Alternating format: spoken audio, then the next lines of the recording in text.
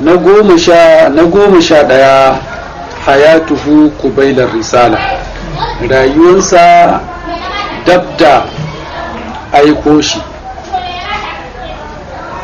hina ma qaraba al-arba'ina, a lokacin da ya kusanci shekara 40 min umrihi, daga shekarunsa, a habbal ibti'ada anin nasi, sai ya so nisanta daga mutane, wal ibadata ya so ibada, wannan nasaba ne da shi. a habbal ibti'ada anin nasi wal ibadata, ya so nisanta daga mutane kuma ya so ibada. wa kad iktara li ibadatihi ghara hira, ya zabawa ibadarsa kogon hira. wa huwa jabalun, shi dutse ne ala tariki makka, akan hanyar makka. wa kana ya'khudhu ma'ahu zadahu, ya kasance yana daukan guzurinsa tare da shi. wa iza faraga, lokacin da ya gama, raja'a ila zawjatihi a sayyidati khadija, sai ya koma gun matarsa sayyida khadija, fa ya'khudhu ghayrahu, sai ya dau wani guzirin daban. wa kana yata'abbadu ala dini jaddi ibrahim, ya kasance yana ibada ne kan addinin kakansa annabi ibrahim. min asharati ayyamin ila shahr, yakan iya shiga cikin kogon, yakan iya zama kwana 10 zuwa wata. in guzurinsa ya kare sai ya dawo ya karba a wajen sayyida khadija radiyallahu ta'ala anha. to wannan ai shine abin da ake ce ma khalwa. hadisi na biyu cikin sahihul bukhari, to shine hadisin da yake bayani akan wannan khalwa, yake magana akan wannan khalwa da ma'aiki alayhi salatu wassalam yake. saboda haka duk wanda suke ganin cewa khalwa ba addini bane ko bid'a ce, to hadisi na biyu a sahihul bukhari to hujja ce, dalili ne da yake nuna cewa koyaushe kakan iya shiga khalwa, ya zauna cikin kogon nan ba kowa tare da shi, zai zauna kwana 10 cir zuwa wata. in guzurinsa ya kare zai zo ya dau wani guzuri ya kara shi ba. haka yake kwana 10, kwana 20 wata, kwana 10, kwana 20 wata, ya shiga ya fita, ya shiga ya fita. to da wannan halwan ne ya hayya kansa, ya shirya kanshi da karban wahayi. saboda shi wahayi din ba wani abu ne wanda yake mai sauki ba, haka kurum kana yauce a cikin gari kana harkokin ka, kawai malaika ya zo ma ka gan shi ka karbi abu. dole ne kafin wannan ya kasance ka tanada ruhinka. ruhi kuma ba abin da zai tanada shi na farko shine kadaitaka. shi ruhi baya son cuɗanya a shiga cikin jama'a. shi yasa ko da ba kalwa bane, in ka je wani karkashin bishiya ba kowa ka zauna kana addu'a, ya fi maka tasiri, ya fi sauya maka zuciya, sauya maka ruhi. kadaitaka, ka zama kai kadai dole. sannan kuma na biyu, wannan ibadan da kake ba katsewa. kaga wannan ba zai yi ba, dole ka zauna gun da ba kowa. amma ibada kana wani lazimin ka, kana salati, kana istighfar, kana karatun qur'ani, waye wani yayi sallama assalamu alaikum, dole ka yanke ka ce wa alaikum salam. watakila in ya shigo ka ajiye qur'ani ku fara fira, in ya tafi ka dauko qur'ani ka cika, wannan ba zai maka tasiri ba. domin haka ne malamai suka yi ijma'i, kamar da Imam Nawawi ya faɗa cikin sharhin sa na Sahihu Muslim, yake cewa ibadar da take wa zuciya da ruhi tasiri shine ibadar da imma an yi ta cikin uzula, shine ka zauna gefe, ko da akwai jama'a wajen kana gefe, baka kula da su, baka tsoma baki a hiransu, shine ake cewa itizali ko ake cewa uzula. wa imma kalwa, ka je ma inda ma ba kowa, ba mai ganin ka ba wanda kake gani, ba mai jin ka ba wanda kake ji, babu wanda wani motsi da kai zaka ji ko a ji naka a irin wannan wajen.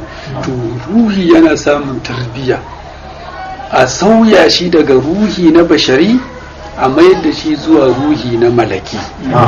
To domin haka ne harkan bai tsaya kawai a harkan annabawa su kadai ba, ko kai ne yanzu inda zaka yawaita kalwa zaka iya ganin mala'ika, illa iyaka kai din ka ga mala'ika ba wahayi za a yi maka ba, wahayi ya riga ya kare, sai dai a maka ilhama. Domin haka ne Hanzala wanda ake ce mishi ghasilul mala'ika sai yake ganin yana da huduri da shuhudi lokacin da suke kallon fuskan ma'aiki. Kusan ganin fuskan ma'aikin ma babu wani abin da zai maka tarafi irin ganin fuskansa. Suna ganin fuskansa yana musu wa'azi, yana musu karatu, a lokacin kamar ma in mala'ika Jibrilu ya fito za su iya gaisawa da shi. Suna ji ruhin kawai, ba tunanin mata, ba yara, ba kudi, ba cefane, ba abokai, ba kowa. To a lokacin da aka gama karatu aka dawo gida aka kawo abinci, shikenan abinci shi ya shiga rai, shikenan wani yaro ya zo, wani da magana nan ne, sai yaro ya shiga cikin zuciya. Mata ta yi ado ta fito, mace ta shiga cikin zuciya, sai wannan kuwar da suke ji na ruhiya din shikenan sai ya baje kawai ya bi gida. Sai Hanzala abin bai shiga hankalinsa, ya ce in mun zo gida kamar babu ba, a can kuma kamar ma ga mala'ika Jibrilu. Sai ya ce kai zama bai kama ni ba, sai ta yi ya je gidan sai na Abubakar, sai ya ce na faka Hanzala ya Abubakar.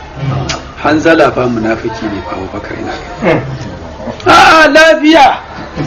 lafiya Abubakar, lafiya zaka zo ka ce ka munafirce, ka zama munafiki. Ce to muna tare da ma'aiki alayhi salatu wasalam, ka ce za mu ga mala'ika cikin zuciya da ruhi, babu mata, babu yaro, babu ruwa, babu abinci, babu tunani, babu kudi, babu komai. Idan mun zo gida kuma shi kenan wannan abu ya zama babu. Ai wannan ba munafurci bane, to menene munafurci? sai na Abubakar ya ce in ko wannan munafurci ba munafikin ba shi kadai bane ba, munafukan guda biyu ne. Zama bai kama mu ba, mu tayi mu je gun Manzo sallallahu alaihi wasallam. Suka tayi suka je gun ma'aiki suka nemi fatawa, sai ma'aiki sai yayi murmushi, sai ya ce ma in lauta dumuna ala ma antum alaihi au in lauta dumuna ala ma antum alaihi wa fi dhikri la safahatkumul malaikatu wa zaratkum wa antum fi buyutikum. sai ce walakin sa'a wa sa'a ya Hanzala, yace haka, yace ai inda za ku dawwama a halin da kuke a lokacin da kuke gabana. Yanzu misali ma'aiki ya zauna yana musu karatu, yana musu wazi, ba wai a yi awa daya ko awa biyu a tashi ba. Kun san shi baya dadewa wazi, a usulubinsa ya ce a taru ma'aiki zai karantar aya ta sauka, kawai kuka taru minti 10, minti 20, 30 shi sai ya ce an gama, ku je an jima za mu karasa, saboda tsoron kara kosa, shi baya dadewa. To a cikin dan wannan mintuna 10, 20, 30 din da yake yi, a nan ne suke samun huduri da shuhudi kamar za su ga mala'ika. To shine yace da za a dade ana wannan, ma'aiki ya zauna ya ce da daura zai musu irin yadda muke yi, awa 2, awa 3, awa 4 a zauna da safi har azhar ana ta karatu. Ya ce mala'ikun da suka zo suka zauna wannan wajen za su fito fili ko gansu. Ya ce kai bai tsaya a nan ba ma, sai ce ba wai halin da kuke buna ba ma, inda za ku dawwama a cikin zikiri. Allah da ya rufa mana asiri hadisin cewa yi ma in lauta dumuna alama antum alaihi wa fi zikiri. Ya ce da cewa yi lauta dumuna alama antum alaihi la safahatuhumul mala'ikatu. Shikenan harkan salafa wannan da yin tsara sun samu abun fada, cewa yanzu ba annabi balle a gan shi a zauna tare da shi a ga mala'ikan a yi musafaha da shi. To sai ce inda za ku dawwama a halin da kuke a guna, ko kuma za ku dawwama a cikin zikiri. To sai ce la safahatkumul mala'ika, ai abokanai za ku yi mala'iku su sauko kuna musafaha da su. Kai ba ma musafaha da su ba, su dinga kawo muku ziyara har cikin gidajenku. Sai ma'aiki ya ce wa hanzala walakin sa'a wa sa'a ya hanzala. Ai hanzala wani lokaci da wani lokaci ne ake shiga wannan shuhudi. Wani lokaci kana cikin ibada, wani lokaci kana kasuwa ka je cefa ne, ba haka yake ba. Ko yaushe ne cikin ibada ya ce hanzala, ya ce walakin sa'a wa sa'a ya hanzala. Wannan hadisi imamu muslim ne ya rawaito shi da imamu ahmad cikin sahihinsa. To saboda haka wannan dalili ne na halalcin khalwa, wanda ma farkon abin da ma'aiki ya yi cikin ibadu shine khalwa ya fara yi. Saboda lokacin da fa ya shiga wannan khalwa fa Qur'ani bai sauka ba. To wannan hujja ce, ba zai taɓa yiwuwa ka samu kashafi, ka samu huduri da shuhudi, a buɗa maka malakuti ko gaibi ka gani ƙarara, sai dole ne in ba za ka iya yin halwa ba dole ka yawaita usula da itizali. Ai mun yi bayani jiya a tasawuf, dole ne da itizali ko halwa. A nan ne za ka san abubuwan da baka sani ba, a nan ne za ka gane abubuwan da baka gane ba. A wani a gashuwa kullum ina ce masa wani ka dinga shiga halwa, wani ka dinga shiga halwa. To wata ran ko wani halwan sai ya shiga, akwai wani littafi na wannan ma yake da suna na aruf da kafiya. Ni wannan littafi ban taba karanta shi ba. To da ya shiga shikenan, dama yana so ya koyi aruf. Shikenan sai a mafarki sai na zo ya bude wannan littafi, na koya masa littafin filla daga farko har karshe.